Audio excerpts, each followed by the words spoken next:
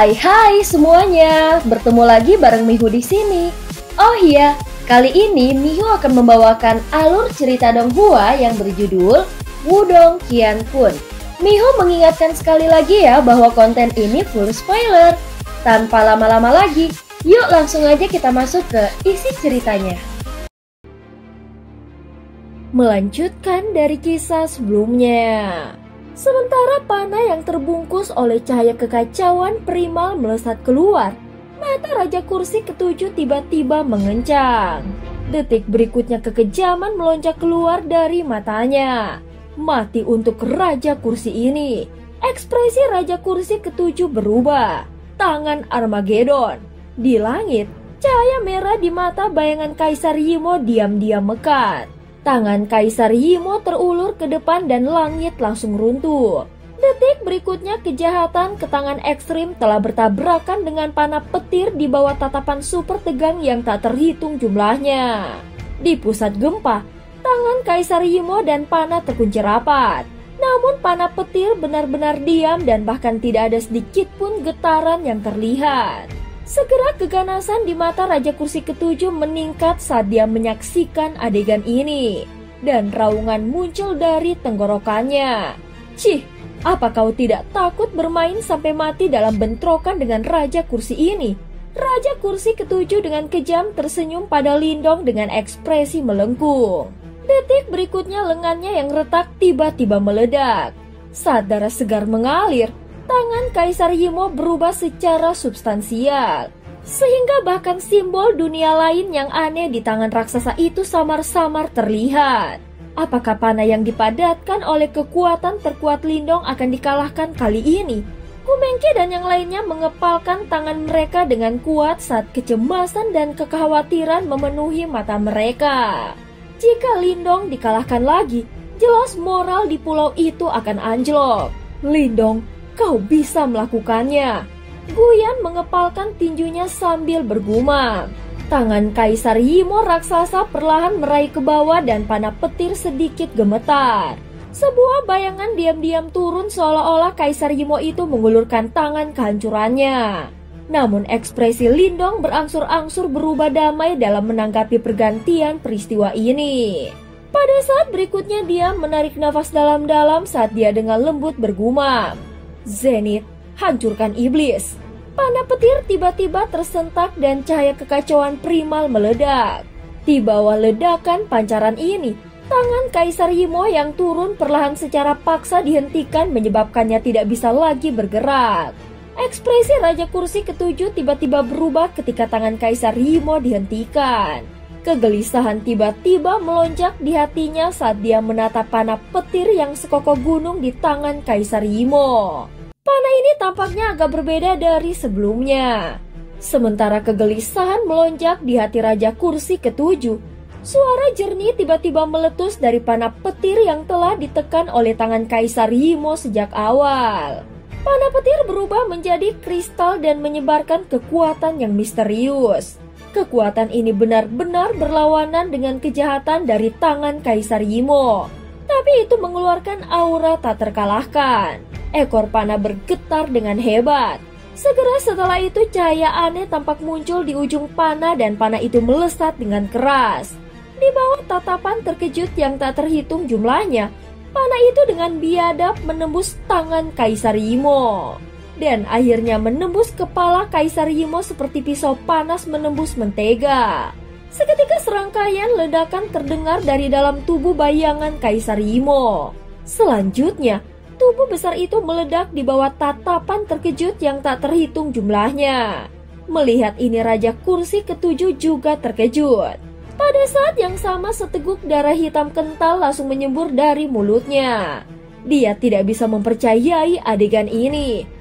Memikirkan bahwa bayangan Kaisar Yimo benar-benar dihancurkan oleh Lindong. Sial, bagaimana ini mungkin? Sementara tubuhnya gemetar, ada sedikit teror di tatapannya saat dia melihat ke arah wajah Lindong yang agak pucat yang sedang memegang busur petir. Ini jelas melebihi harapan Raja Kursi ketujuh. Di pulau itu, para ahli yang tak terhitung jumlahnya pertama kali tercengang ketika mereka melihat ini. Segera setelah itu sorak-sorai yang mengguncang bumi meletus. Ketika bayangan Kaisar Yimo yang menakutkan dihancurkan, tekanan yang menakutkan juga memudar. Untuk sementara waktu, moral di pulau itu melonjak. Gumengki dan Guyan bertukar pandang dan melihat kegembiraan dan kejutan yang intens di mata masing-masing. Di langit, busur petir di tangan Lindong perlahan memudar saat dia mendengarkan sorakan yang menghancurkan bumi dari bawah.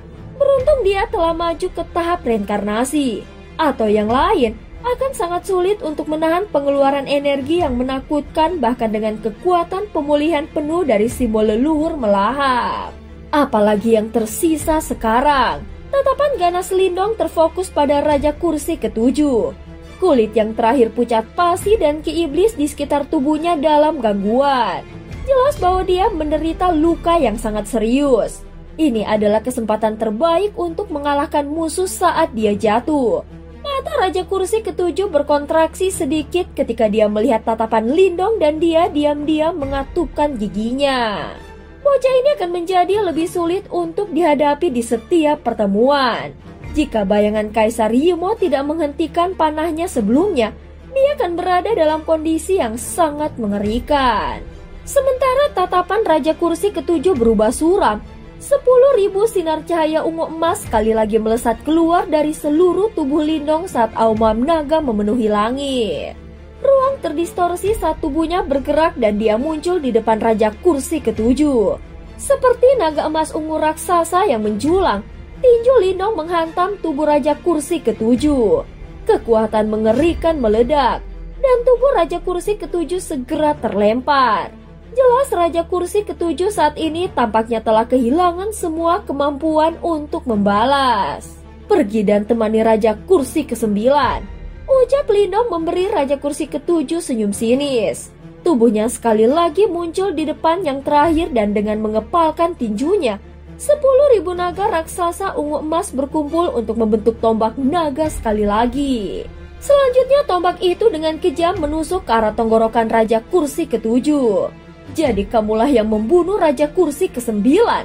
Setelah mendengar kata-kata ini, ekspresi Raja Kursi ketujuh langsung berubah. Lindong mengabaikan Raja Kursi ketujuh. Dengan ekspresi seram di matanya, tombak naga dengan cepat mendekati Raja Kursi ketujuh. Namun tepat saat tombak naga hendak mencapainya, Lindong melihat senyum aneh muncul di wajah Raja Kursi ketujuh. Bocah, kau benar-benar sulit untuk dihadapi. Namun misiku dengan enggan dapat dianggap selesai jika kau terbunuh. Raja Kursi ketujuh mengulurkan satu-satunya lengannya dan dengan mantap meraih tombak naga itu. Kekuatan mengerikan ini mengkhianati penampilannya yang sebelumnya lemah. Mata Lindong menyusut ketika dia melihat perubahan aneh ini karena kegelisahan tiba-tiba muncul di hatinya. Cahaya perak melintas di tubuhnya saat dia berusaha mundur. Mencoba untuk melarikan diri, Raja Kursi ketujuh menyeringai saat melihat ini. Tubuhnya menggeliat dan bergoyang saat dua lengan muncul dengan paksa. Kedua tangan ini membentuk segel aneh dan ki iblis kental melonjak dan meledakkan dada Lindong seperti sambaran petir. Selanjutnya, banyak orang menyaksikan dengan ngeri saat Lindong yang sebelumnya menguntungkan, tiba-tiba dikirim terbang mundur saat dia memuntahkan darah. Dadanya bahkan sedikit runtuh dan jelas bahwa dia menderita luka yang sangat parah. Seteguk darah segar dimuntahkan dari mulut Lindong. Dia buru-buru memantapkan tubuhnya saat tatapan dinginnya melihat ke arah tubuh Raja Kursi ketujuh. Sepertinya ada sesuatu yang tersembunyi di dalam tubuhnya. Hahaha, tubuh fisik yang kuat. Untuk berpikir bahwa kau masih hidup bahkan setelah pukulan gabungan dari kami bertiga. Tubuh Raja Kursi ketujuh terpelintir saat tawa yang mendengung tiba-tiba muncul dari dalamnya. Ki iblis kental melonjak keluar dari tubuhnya dan akhirnya berubah menjadi dua sosok seperti iblis di sisinya. Di bawah tatapan terik yang tak terhitung jumlahnya. Kedua sosok iblis itu tinggi dan kekar dan salah satunya sedikit lebih ramping. Mereka sedang tersenyum saat mereka menatap Lindong. Namun senyum itu dipenuhi dengan niat membunuh yang tak ada habisnya. Biarkan aku memperkenalkan diriku. Aku adalah Raja Kursi ke-8 penjara iblis. Salah satu sosok seperti iblis jangkung tersenyum tipis dan berkata, "Sepertinya aku pernah melihatmu sebelumnya, bocah. Kau adalah orang yang mendapatkan warisan dari Master Melahap, kan?" Ucap iblis lainnya saat menatap Lindong sambil tersenyum. Penampilannya agak akrab. Dia adalah Raja Kursi ke-10 yang muncul saat itu di dalam domain yang hancur. Memikirkan bahwa ada 2 Raja Kursi yang tersembunyi di dalam tubuh Raja Kursi ke-7 ini. Jelas ini awalnya merupakan langkah rahasia yang direncanakan untuk Master Kekacauan. Di pulau itu sorakan tiba-tiba terhenti saat tubuh banyak ahli gemetar. Raja Kursi ke-7 saja sudah sangat sulit untuk dihadapi. Namun 2 Yimo yang tidak kalah dengannya telah muncul. Bagaimana mereka bisa melawan ini? Lindong perlahan menyeka darah di sudut mulutnya. Ekspresi di matanya sangat serius. Yimo ini benar-benar licik. Situasinya sekarang benar-benar merepotkan. Mengingat kekuatannya saat ini, berurusan dengan satu Raja Kursi ke-7 sudah menjadi batasnya. Tidak peduli apa, jika kau berencana pergi ke Menara Kekacauan, kau harus melangkahi mayat tuan muda ini.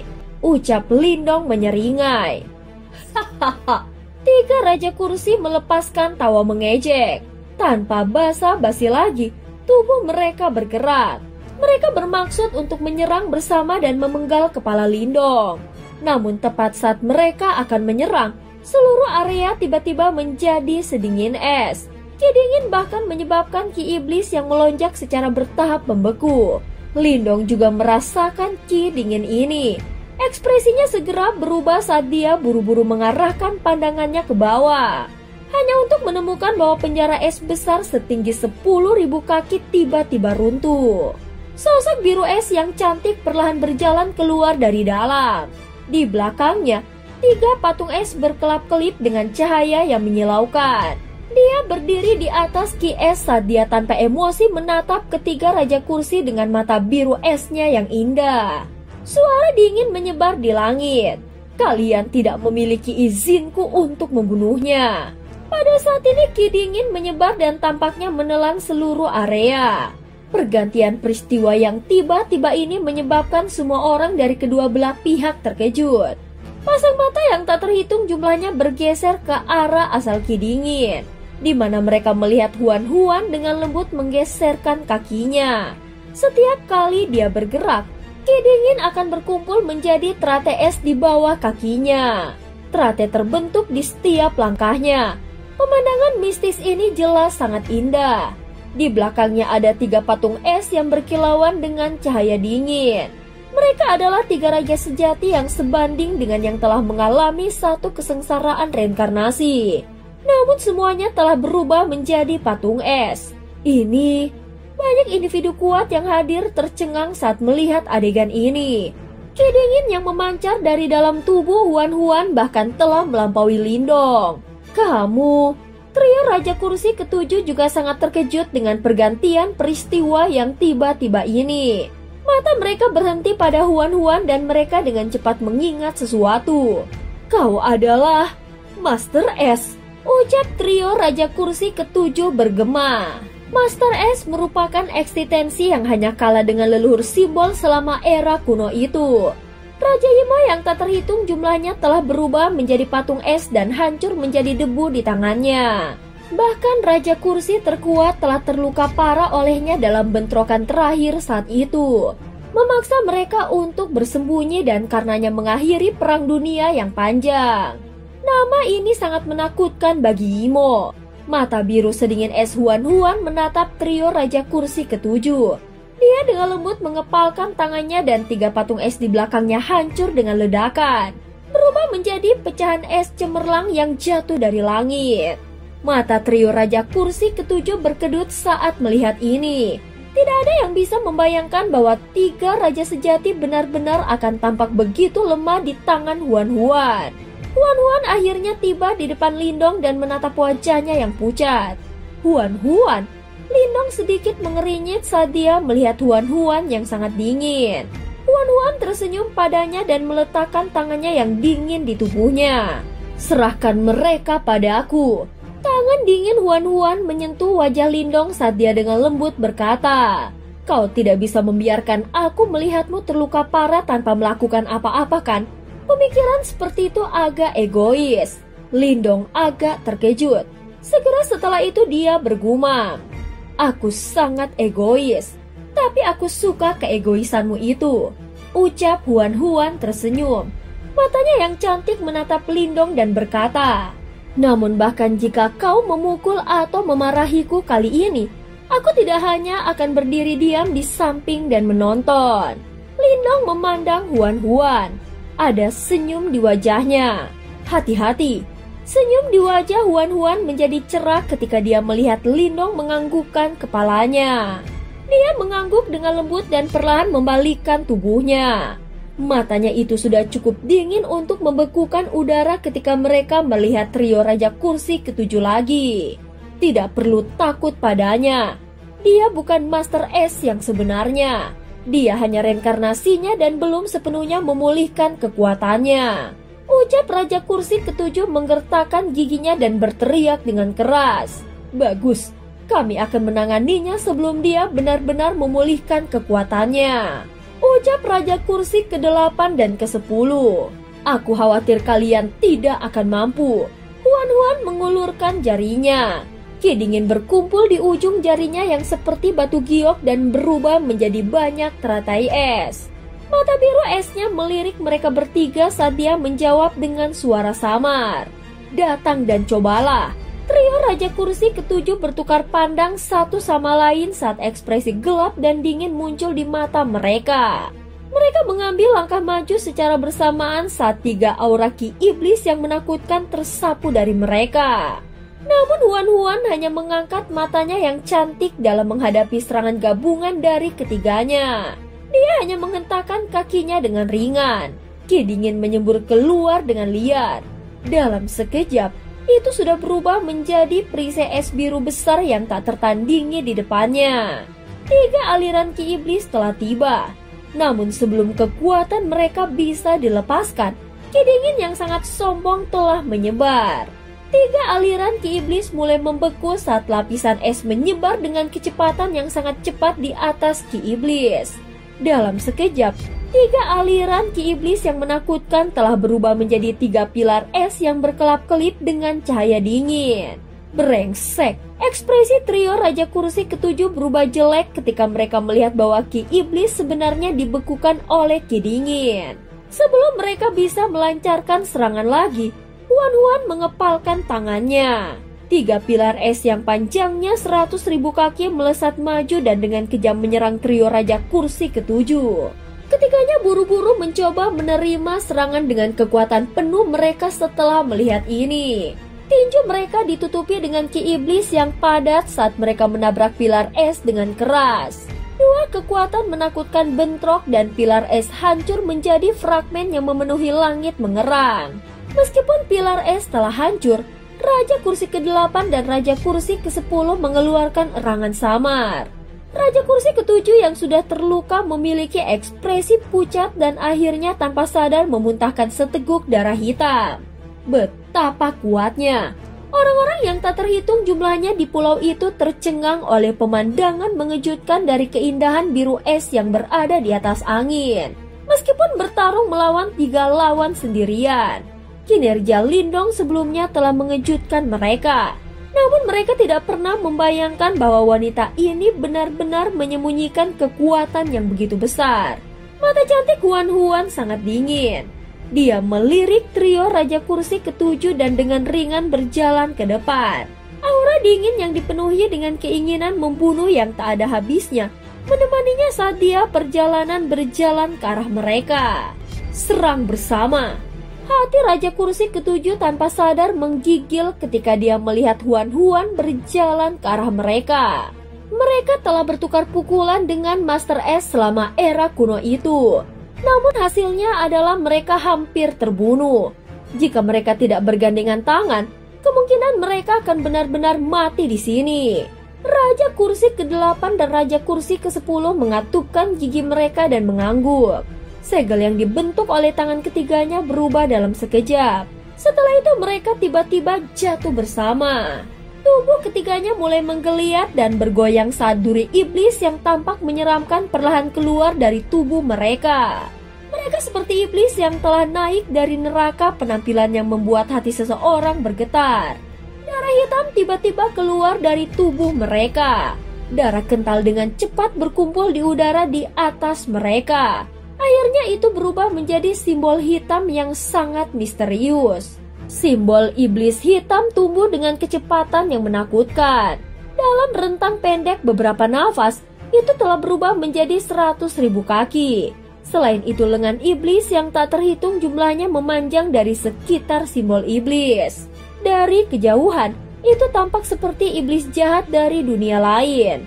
Huan mengangkat kepalanya saat matanya yang cantik melihat lengan iblis yang tak terhitung jumlahnya tumbuh dari simbol iblis.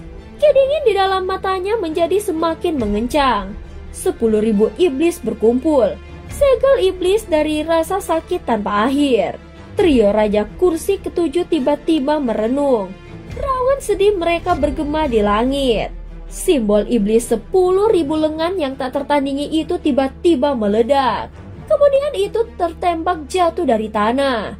10.000 dengan diayunkan dan sepertinya langit sedang terkoyak pada saat ini. Gelombang setinggi ratusan ribu kaki naik di lautan di bawah saat gemuruh keras bergema di daerah itu. Lindong menatap serangan menakutkan ini dengan mata penuh keseriusan. Raja-raja yang duduk di penjara iblis ini memang kuat.